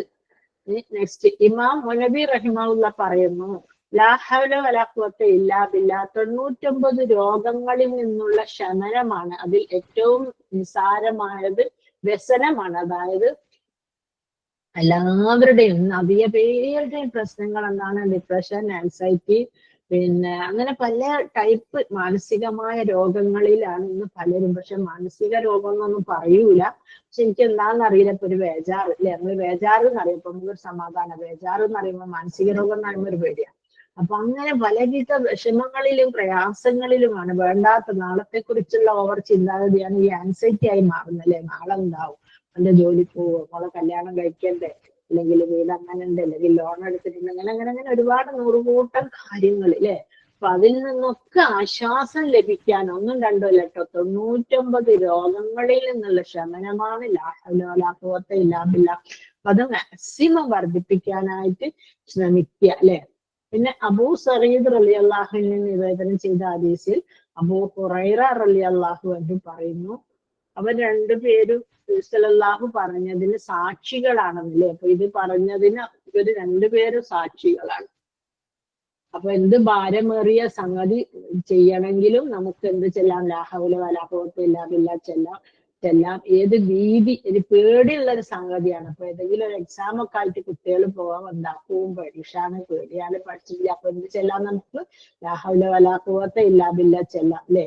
ഉയർന്ന പദവികൾ ലഭിക്കും, സ്വർഗത്തിലെ താക്കോലാണ്, സ്വർഗത്തിന്റെ വാതിലാണ്, ഒരുപാട് പിന്നെ നിധികൾ കിട്ടും, ഇങ്ങനെ അങ്ങനെ ഒരുപാട് ഫളായിലുകളുണ്ട്. പിന്നെ ഒരടിമ ലാ ഇലാഹ ഇല്ലല്ലാഹു അല്ലാഹു അക്ബർ എന്ന് പറഞ്ഞാൽ അള്ളാഹു പറയും, എന്റെ അടിമ സത്യം പറഞ്ഞു, ഞാനല്ലാതെ മറ്റൊരു ആരാധ്യനും ഇല്ലെന്ന് അല്ലെ. അള്ളാഹു പറയും. അതല്ലാതെ അത് നമ്മള് ബാങ്കിലൊക്കെ പറയുന്ന ഒരു വാക്കാണ് അല്ലെ, അള്ളാഹു അക്ബർ. പിന്നെ ഞാൻ ഏകനാണ്, അള്ളാഹു അല്ലാതെ മറ്റൊരു ഇലാഹുമില്ല എന്ന് പറഞ്ഞാൽ അതൊരു പങ്കുകാരനുമില്ല അല്ലെ. ഈ അടിമ സത്യം പറഞ്ഞു, ഞാനല്ലാതെ മറ്റൊരു ഇലാഹുമില്ല എന്ന് പറഞ്ഞാൽ എനിക്കാണ് സർവസ്തുതിയും എന്ന് പറഞ്ഞാൽ അള്ളാഹുവിന് ഭയങ്കര സന്തോഷമാണ് അല്ലെ. പിന്നെ രോഗാവസ്ഥയിൽ ഒരാള് ലാ ഇലാഹ ഇല്ലല്ലാഹു ലാ ഹൗല വലാ ഖുവത ഇല്ലാ ബില്ലാഹ് എന്ന് പറഞ്ഞാൽ അള്ളാഹു പറയുന്നു എന്റെ അടിമ സത്യം പറയും, ഞാനല്ലാതെ യഥാർത്ഥ ആരാധ്യനായി മറ്റാരും ഇല്ലെന്നും ഒരു കഴിവും ചലനശക്തിയും എന്നെ കൊണ്ടല്ലാതെ ഇല്ലെന്നും എന്ന് പറയുകയും ചെയ്ത് ആ രോഗശയ്യയിൽ അദ്ദേഹം മരണപ്പെടുകയും ചെയ്യുകയാണെങ്കിൽ അയാളെ തീ തിന്നുകയില്ല. അപ്പം രോഗിയായ ഒരു മനുഷ്യന് ഇപ്രകാരം ഈ ഒരു ദിക്ർ ചൊല്ലിക്കഴിഞ്ഞാല് അദ്ദേഹത്തിന് നരകത്തിൽ പ്രവേശിക്കേണ്ട ആവശ്യമില്ല അല്ലേ.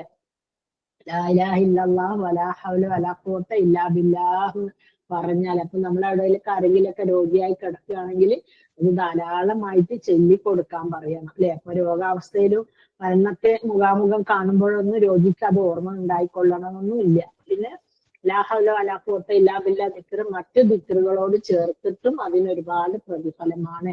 സുബ്ഹാനല്ലാഹ് വൽഹംദുലില്ലാഹ് വലാ ഇലാഹ ഇല്ലല്ലാഹ് വല്ലാഹു അക്ബർ ഇന്നഹിന്ന യഅതീന യൗമൽ ഖിയാമത്തി മുഖദ്ദിമാത്തി വമുഅഖിബാത്തി വമുജന്നിബാത്തി വഹുന്ന മിനൽ ബാഖിയാത്തു സ്വാലിഹാത്തിലെ. അതായത് ഈ ഒരു ദിക്ർ സുബ്ഹാനല്ലാഹ് വൽഹംദുലില്ലാഹ് വലാ ഇലാഹ ഇല്ലല്ലാഹു വല്ലാഹു അക്ബർ ലാ ഹൗല വലാ ഖുവത ഇല്ലാ ബില്ലാഹ് എന്ന ദിക്ർ എന്താ വെച്ചാല് ഇവ എന്നെന്നും നിലനിൽക്കുന്ന സൽക്കർമ്മങ്ങളാണ് അല്ലെ. അതായത് നമ്മൾ മറ്റേത് ദിക്ർ ചൊല്ലിക്കഴിഞ്ഞാലും ചൊല്ലുമ്പോൾ മാത്രമേ നമുക്ക് കൂലി കിട്ടുകയുള്ളൂ അല്ലെ. എന്നൊക്കെ എല്ലാം അറിയാം. നമ്മളിപ്പം അള്ളാഹു അക്ബർ പറഞ്ഞാൽ അള്ളാഹു അക്ബറിന്റെ കൂലി എഴുതും അല്ലെ. കുറച്ച് കഴിഞ്ഞാൽ അതിന്റെ കൂലി അല്ലെ നിർത്തും, മലക്കുകൾ നിർത്തിവെക്കും. പക്ഷെ ഇതാണെങ്കിലോ ബാക്കിയാത്തു സ്വാലിഹാത്താണ് അല്ലെ. ഒരുപാട് വർദ്ധിപ്പിക്കുന്നതിലൂടെ നമ്മൾ ചെല്ലാതെ നിൽക്കുന്ന സമയത്ത് പോലും വെറുതെ പ്രതിഫലം കിട്ടുന്ന ഒരു അമലാണ്. എന്താണത് ഒന്നുകൂടെ പറഞ്ഞത്. സുബ്ഹാനല്ലാഹ് വൽഹംദുലില്ലാഹ് വലാ ഇലാഹ ഇല്ലല്ലാഹു വല്ലാഹു അക്ബർ വലാ ഹൗല വലാ ഖുവത ഇല്ലാ ബില്ലാഹ്. സുബ്ഹാനല്ലാഹ് കഴിഞ്ഞാൽ ബാക്കി എല്ലാത്തിന്റെയും കൂടെ എന്നുള്ള അർത്ഥം. പരിശുദ്ധനാകുന്നു, സർവസ്തുതിയും അള്ളാഹുവിനാകുന്നു, അള്ളാഹു അല്ലാതെ മറ്റൊരു ഇലാഹുമില്ല, അള്ളാഹു മഹാനാണ് അല്ലെ. ലാ ഹൗല വലാ ഖുവത ഇല്ലാ ബില്ലാഹ്. ഇത് അൽബാനി സ്വഹീഹാക്കിയതാണ്, അബൂദാവൂദ് റിപ്പോർട്ട് ചെയ്ത ഹദീസാണ്. ഇതെന്താണെന്ന് പറഞ്ഞത്, എന്നെന്നും നിലനിൽക്കുന്ന സൽക്കർമ്മങ്ങൾ. അത് നമ്മൾ ചൊല്ലിക്കഴിഞ്ഞാലും വീണ്ടും വീണ്ടും അതിന്റെ പ്രതിഫലം നമുക്കിങ്ങനെ കിട്ടിക്കൊണ്ടേയിരിക്കും. പിന്നെ അനസ് റളിയല്ലാഹുവിൽ നിന്ന് നിവേദനം ചെയ്ത ഹദീസിൽ, വീട്ടിൽ നിന്ന് പുറപ്പെടുമ്പോൾ ആരെങ്കിലും ബിസ്മില്ലാഹി തവക്കൽതു അലല്ലാഹി ലാ ഹൗല വലാ ഖുവത ഇല്ലാ ബില്ലാഹ് എന്ന് പറഞ്ഞാൽ അല്ലെ, അതായത് അള്ളാഹുവിന്റെ നാമത്തിൽ ഞാൻ ഇറങ്ങുന്നു, അള്ളാഹുവിൽ ഞാൻ ഭരമേൽപ്പിച്ചു, അള്ളാഹുവിനെ കൂടാതെ മറ്റൊരു ശക്തിയുമില്ലെന്ന് പറഞ്ഞാൽ അല്ലെ, എന്താ പറയാ,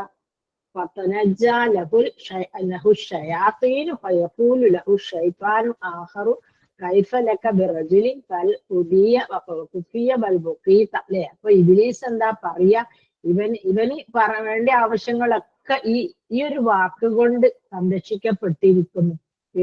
പിശാച് അവനെ വിട്ടു പോകുന്നതുമാണ്. ഒരു പിശാച് മറ്റേ പിശാചിനോട് പറയും, അവൻ സന്മാർഗം പ്രാപിച്ച പ്രാർത്ഥനും സംരക്ഷിക്കപ്പെട്ടവനുമായ ഒരാളെ ഞാൻ എങ്ങനെ വഴി തെറ്റിക്കില്ലേ.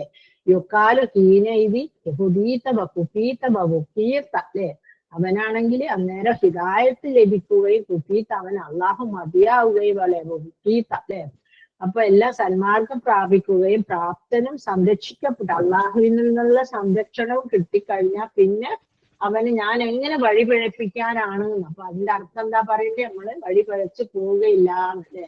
മക്കളൊക്കെ പോകുമ്പോ നമ്മളിത് ഓർമ്മയാക്കി പറഞ്ഞു കൊടുക്കാൻ ശ്രമിക്കണം. ഇൻഷാ അല്ലാഹ് ബില്ലാഹി തൗഫീഖ്. മാത്രല്ല ഇത് ചെല്ലുന്ന നമ്മൾ ആരും തന്നെ ഇങ്ങനെ ഒരു സത്യാവസ്ഥ, ഇതിന്റെ പിന്നിൽ ഇങ്ങനെ ഒരു ഹിഡൻ അജണ്ട ഉണ്ട് നമ്മൾ മനസ്സിലാക്കലും ഇല്ലല്ലോ. നമ്മൾ വെറുതെ റൊട്ടീനായിട്ട് പണ്ടാരോ മൗലവി പഠിപ്പിച്ചു, ഖുറാൻ ക്ലാസ് പറഞ്ഞു നമ്മൾ പറയുന്നു എന്നല്ലാണ്ടല്ലേ നമുക്ക് പിശാചിൽ നിന്ന് ഫുൾ പ്രൊട്ടക്ഷൻ കിട്ടുമെന്നുള്ള ഒരു ധാരണ നമുക്ക് ഉണ്ടാകാറുമില്ല. അപ്പൊ നിങ്ങൾ മനസ്സിലാക്കുക, പിശാച് തോറ്റു പോകുന്ന ഒരു ദിക്റാണ് അല്ലെ. നമ്മൾ പുറത്തിറങ്ങി കഴിഞ്ഞാൽ നമ്മൾ എന്തെങ്കിലും വലിയ പുരുഷന്മാരെ നോക്കിപ്പിച്ചിട്ടോ വേറെ എന്തെങ്കിലും തെറ്റുകൾ ചെയ്തിട്ടോ അല്ലെങ്കിൽ ഷോപ്പിലോ ടൗണിലോ പോയിട്ടോ വേറെ എന്തെങ്കിലും രീതിയിൽ നമ്മൾ ട്രാപ്പ് ചെയ്യപ്പെടുന്നതിൽ നിന്നൊക്കെ നമ്മളെ അള്ളാഹു രക്ഷിക്കും അല്ലെ. കുഫീത്ത ബുക്കീത്ത ഉദീത്ത സന്മാർഗവും കിട്ടും, അള്ളാഹു നമ്മളെ രക്ഷിക്കുകയും ചെയ്യും, നമ്മളെല്ലാത്തിനും കഴിവുള്ളവനാക്കുകയും ചെയ്യും. അപ്പൊ അങ്ങനത്തെ ഒരു ദിക്റാണെന്ന് മനസ്സിൽ ഓരോന്നിനും ഞാൻ പറഞ്ഞില്ല, അതിൻ്റെതായ വാല്യൂസ് ഉണ്ട്. അതായത് മുഹമ്മദ് സല്ലല്ലാഹു അലൈഹി വസല്ലമക്ക് നബി സല്ലല്ലാഹു അലൈഹി വസല്ലമയുടെ ഒരു പ്രത്യേകത. പിന്നെ ഈസാ അലൈഹിസ്സലാമിനാണെങ്കിൽ ഒരുപാടില്ലേ മരിച്ചവരോട് ജീവിപ്പിക്കാനും ഒരുപാട് രോഗങ്ങൾ മാറ്റിക്കൊടുക്കാനും ഇനി ഖിയാമത്ത് നാളിൽ ലോകത്തിലേക്ക് ഇറങ്ങി വരാനും അല്ലെ, എന്നിട്ട് കല്യാണം കഴിക്കാനും മക്കൾ ഉണ്ടാവാനും അല്ലെ. അതൊക്കെ ഒരു രസമല്ലേ അല്ലെ. പ്രവാചകന്മാരൊക്കെ അവസാനിച്ചു, ഇനി പ്രവാചകൻ വരില്ല എന്നാണ്. അതേസമയം മരിക്കാത്തൊരു പ്രവാചകൻ ഇനിയും ജീവിച്ചിരിക്കുന്ന കാര്യം അതൊരു പ്രത്യേകത. മൂസാ നബി അലൈഹി സ്വലാം ആണെങ്കിലോ ഒരു കുട്ടികളെ പോലെയാണ്, എല്ലാം വാശി പിടിച്ച അള്ളാഹിനോട് ചോദിക്കാം, അള്ളാഹുവേ എനിക്ക് കാണണമെന്ന് വാശി പിടിച്ചു അല്ലേ. അതും നമ്മൾ കണ്ടതാണ്.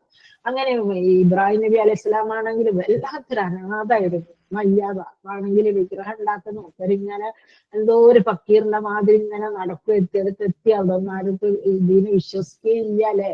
അങ്ങനെ നമ്രൂദ് രാജാവ് കൊല്ലാൻ പോയി. അങ്ങനെ ഓരോ പ്രവാചകന്മാർക്കും ഓരോരോ ഡിഫറൻഷ്യൽ ടൈപ്സ് ഓഫ് ക്വാളിറ്റീസ് അല്ലെ. ഓരോരുത്തർക്കും ഓരോ ഫളിലുകൾ ഉണ്ട്. അതുപോലെ തന്നെയാണ് ഈ ദിക്റുകളും. അപ്പൊ ലാ ഇലാഹ ഇല്ലല്ലാഹു അല്ലാഹു അക്ബർ സുബ്ഹാനല്ലാഹ് വൽഹംദുലില്ലാഹ് വലാ ഹൗല വലാ ഖുവത ഇല്ലാ ബില്ലാഹ് എന്ന് പറഞ്ഞാൽ സ്വർഗത്തിലെ അല്ലാതെ അയാളുടെ പാപങ്ങൾ സമുദ്രത്തിലെ നുരകളോളം പാപങ്ങൾ ഉണ്ടെങ്കിൽ അത് പുറത്തു കൊടുക്കുന്ന പറയുന്നു അല്ലെ. എല്ലാ കുപ്പിറത്ത് അൻഹു ഖതായാഹു വലൗ കാനത് മിസല സബദിൽ ബഹരി. നമുക്കറിയാം കടലിനടുത്ത് പോയി അത്രമാത്രം നുരയിൽ പതയുണ്ടാവൂലേ, അത്ര തന്നെ പാപങ്ങൾ ഉണ്ടെങ്കിൽ പൊറുക്കപ്പെടും. അപ്പൊ അതൊരു പാപമോചനത്തിന്റെ വിക്രും കൂടിയാണ് അല്ലെ.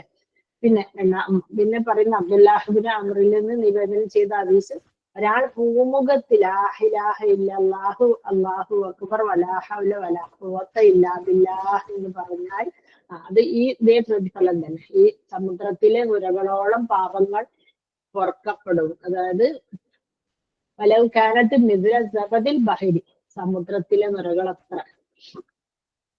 പിന്നെ നമുക്ക് അറിയാം നമ്മള് രാത്രി ഉണർന്നെഴുന്നേറ്റ പാട് സുബ്ഹാനല്ലാഹ് വൽഹംദുലില്ലാഹ് വലാ അൽഹംദുലില്ലാഹില്ലദീ അഹ്യാനാ ബഅദമാ അമാതനാ വഇലൈഹി നുശൂർ ചൊല്ലിക്കഴിഞ്ഞിട്ട് ഒരു ദിക്ർ ചെല്ലാറുണ്ട്. നിങ്ങളെല്ലാം ചെല്ലാറുണ്ടെന്ന് ഞാൻ വിചാരിക്കുന്നു. ചെല്ലാത്തവർ ഇനി നിർബന്ധമായിട്ടും ചെല്ലണം അല്ലെ.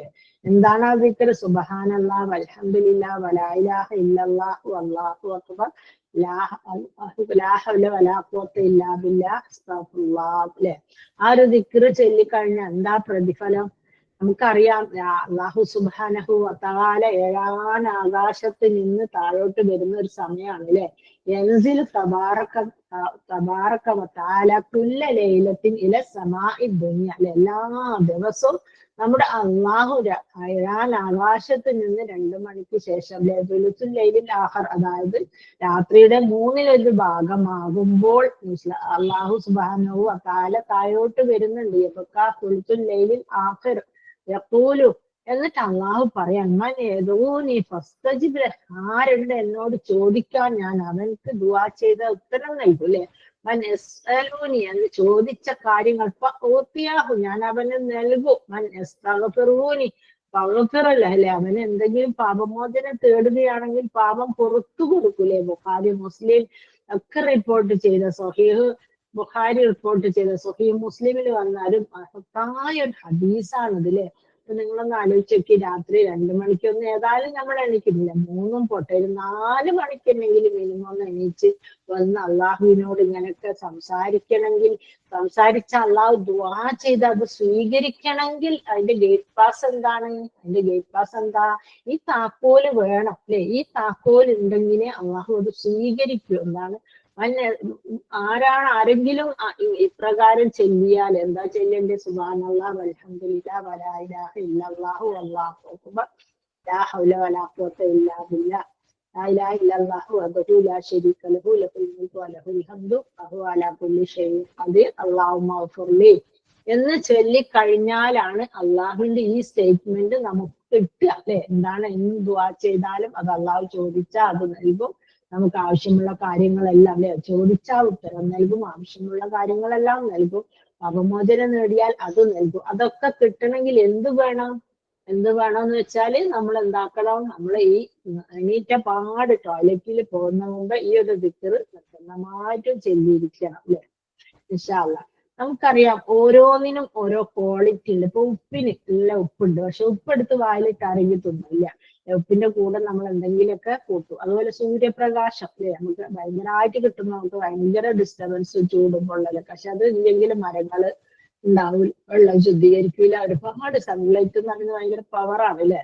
അങ്ങനെ തന്നെ നബി സല്ലല്ലാഹു അലൈഹി വസല്ലം അങ്ങനെ ദീൻ നടത്തി ബുദ്ധിമുട്ടിയപ്പം പറഞ്ഞ്, പഠിച്ചവനെ 2 ഉമറൈനികളിൽ ഏതെങ്കിലും ഒരാളെ കൊണ്ട് നീ ദീനിനെ ശക്തിപ്പെടുത്തണേ എന്ന് പറഞ്ഞപ്പോ ഉമർ ഖത്താബിനെ ദീനിലേക്ക് ചേർത്ത് കൊടുത്തു അല്ലെ.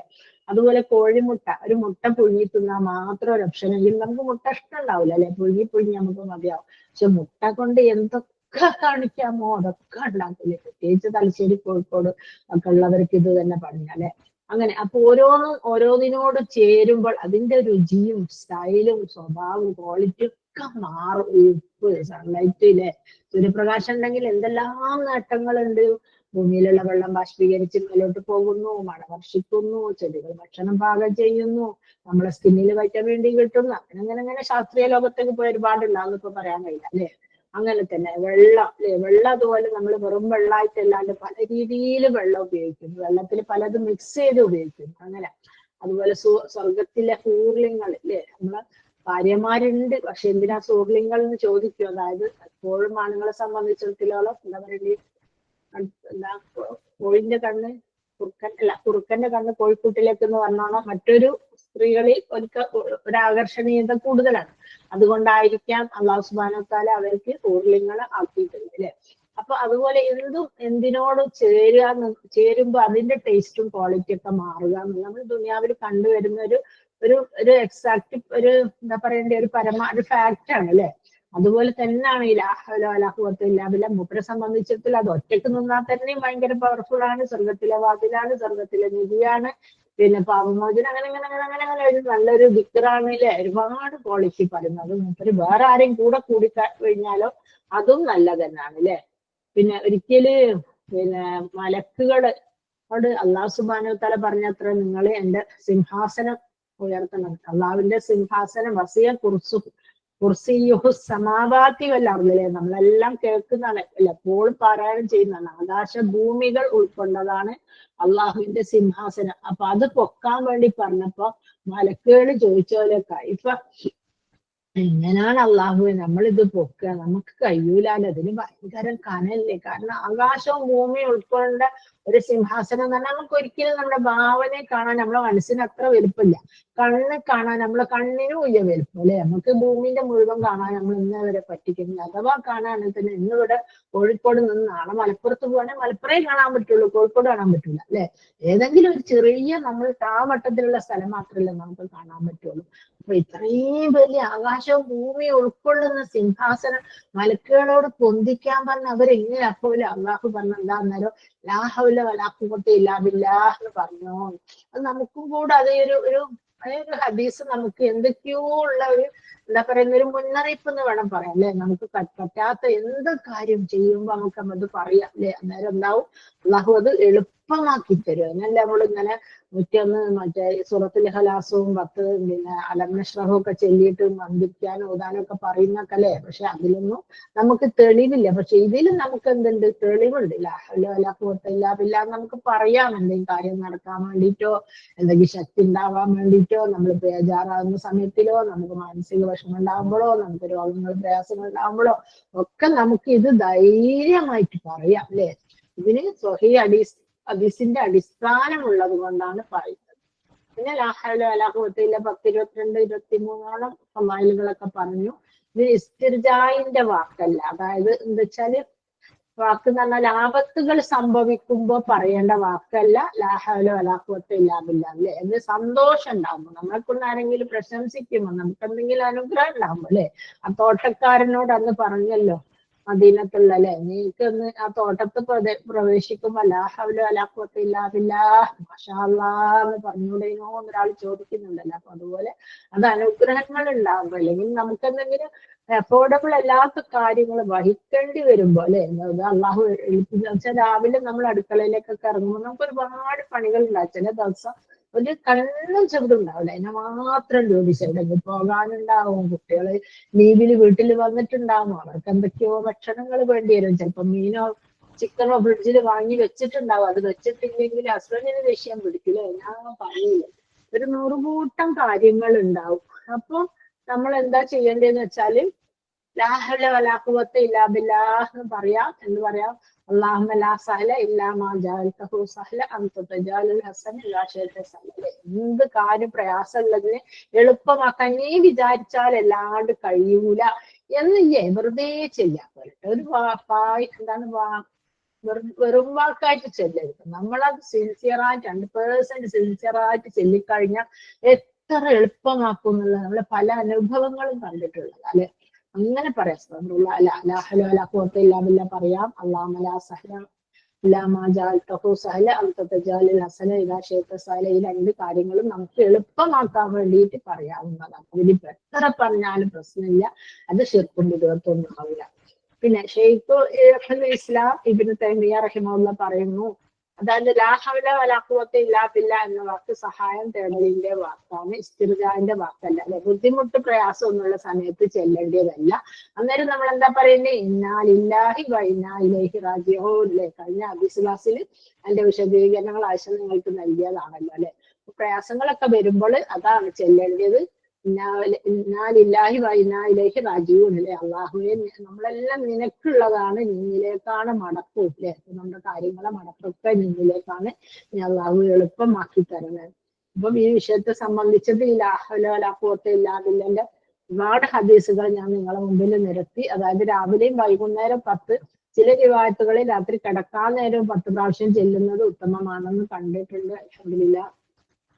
അപ്പൊ ഇങ്ങനെ ഇത്തരത്തിലുള്ള ഹദീസുകൾ അതിന്റെ അർത്ഥവും വിശദീകരണവും മനസ്സിലാക്കിയിട്ട് ജീവിതത്തിൽ പകർത്താനും അല്ലാഹു സുബ്ഹാനഹു വ തആലയുടെ അടുക്കൽ ഒരുപാട് ഏക്കർ കണക്കിന് തോട്ടം കിട്ടുന്നതിൽ കുറെ തോട്ടം കിട്ടില്ല അല്ലെ, സ്വർഗത്തിന്റെ വാതിൽ തുറന്നു കിട്ടും അല്ലെ, ഒരുപാട് നിധികൾ കിട്ടും. പിന്നെ നമുക്ക് കാര്യങ്ങളൊക്കെ എളുപ്പമാക്കി കിട്ടും, രോഗങ്ങൾക്ക് ശിഫ കിട്ടും.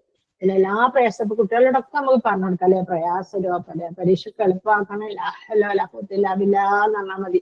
കാരണം അള്ളാഹുവിനെ കൊണ്ടാണ് എല്ലാം കഴിവ്. അപ്പൊ അള്ളാഹു എന്താക്കി തരും? എളുപ്പമുള്ള ക്വസ്റ്റ്യൻസ് തരും അല്ലെ.